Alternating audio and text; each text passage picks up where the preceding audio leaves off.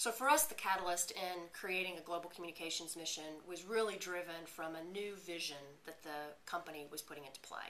So we had done some consumer research, actually a global reputation study in 2008, and had gotten considerable feedback from major stakeholders, different constituents. And part of what we heard was really the need to understand the vision of the company. Really, what was the company trying to drive? What was the bigger value proposition that we wanted to put out there in the marketplace? It became clear to us that there was an opportunity for global communications to put together our higher calling, our higher purpose, and how we were going to ladder up and support the company's vision and the global business plan for the next 5 years.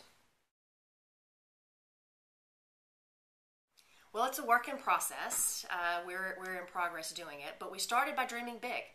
The communications team spent time together and really dreamed about all the things that we wanted to be. We benchmarked other companies' communications functions that we thought were best in class and tried to learn what the best practices are. And we began to put together a mission statement that's inspiring to us and aspirational for us. It's not something we'll achieve tomorrow or in 18 months or even probably in 24 months, but it's a way for us to think about dreaming big and giving us a higher calling and a bigger purpose.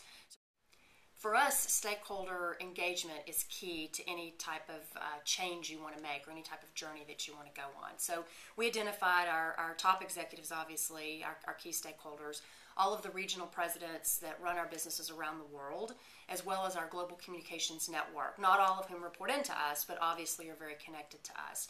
And we've made a significant investment of time and effort to sit down individually with those 15, 20, 30 people, get their input, get their feedback, and we've actually iterated along the way. So we started with our idea of what the communications mission should be, and we've made iterations and I think improved it every step of the way. We heard some great push, for example, from our regional presidents who are in growing markets where vying for talent is a huge issue and a key concern for them.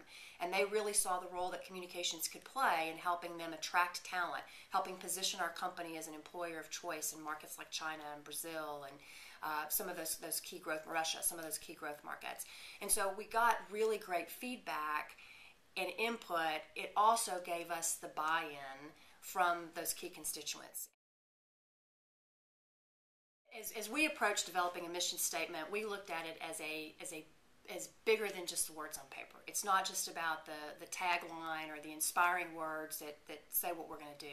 It's really about getting down to what are the key priorities that we're going to have for the communications function over the next 5 to 7 years, and what are the strategies and tactics underneath those key priorities that are going to enable us to make it come alive and in order to enable us to deliver on it.